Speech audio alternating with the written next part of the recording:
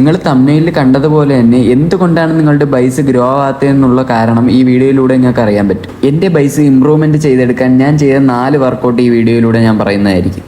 നിങ്ങൾക്ക് യൂട്യൂബിൽ സെർച്ച് ചെയ്താൽ കുറേയധികം ബൈസെപ്സിനുള്ള വീഡിയോസ് നിങ്ങൾക്ക് കാണാൻ പറ്റും. എന്നാൽ അതിൽ പലരും പറഞ്ഞു തരാത്ത കുറച്ച് ട്രിക്സ് ഞാൻ പറഞ്ഞു തരാം. എല്ലാവർക്കും ബൈസെപ്സിനുള്ള മെയിൻ ആയിട്ടുള്ള വർക്കൗട്ട് എല്ലാം അറിയാം.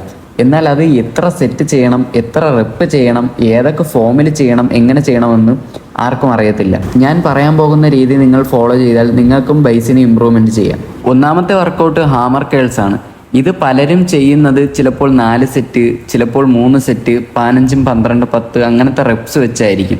എന്നാൽ അതിൽ നിന്നൊക്കെ ഒന്ന് മാറ്റി ചിന്തിച്ചുകൊണ്ട് നിങ്ങൾ മാക്സിമം ഓരോ സെറ്റിലും ഫെയിലിയർ വരെ പുഷ് ചെയ്യാൻ നോക്കുക. അതാകുമ്പോൾ മാക്സിമം ബൈസെപ്സ് മസിലിന് ടെൻഷൻ കൊടുക്കുകയും അത് കാരണം നിങ്ങളുടെ ബൈസെപ്സ് പെട്ടെന്ന് ഗ്രോ ആവാനുള്ള ചാൻസും കൂടുതലാണ്. സെക്കൻഡ് വൺ പ്രീച്ചർ കേൾസ് ആണ്. ഇത് നിങ്ങൾ ചെയ്യാനുള്ള രീതി ഡ്രോപ്പ് സെറ്റ് ആണ്.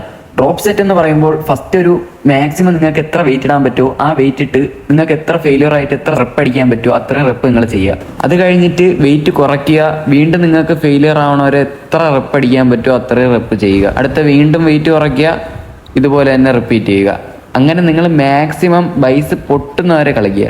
മൂന്നാമത്തെ വർക്കൗട്ടാണ് ബാക്ക് ഡബിൾ ബൈസെപ്സ്. ഇത് നിങ്ങൾ സൂപ്പർ സെറ്റാണ് ചെയ്യാനുള്ളത്. സൂപ്പർ സെറ്റ് എന്തെന്ന് വെച്ചാൽ ഈ വർക്കൗട്ടിൻ്റെ കൂടെ തന്നെ ബൈസിന് വേറൊരു വർക്കൗട്ടും കൂടി ചെയ്യുക.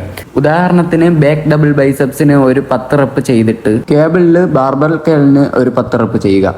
അപ്പോൾ നിങ്ങൾക്ക് ഒരു സെറ്റായി. അങ്ങനത്തെ 3 സെറ്റ് ചെയ്യുമ്പോഴേ ബൈസിന് ടെൻഷൻ കയറി നിങ്ങളുടെ ബൈസെപ്സ് ഗ്രോ ആവും. അപ്പോൾ ഇതാണ് ബൈസെപ്സിനുള്ള 4 ബെസ്റ്റ് വർക്കൗട്ട്. പക്ഷേ ഇത് എങ്ങനെ ചെയ്യണമെന്നുള്ള രീതി നിങ്ങൾക്ക് ഈ വീഡിയോയിലൂടെ മനസ്സിലായി കാണും.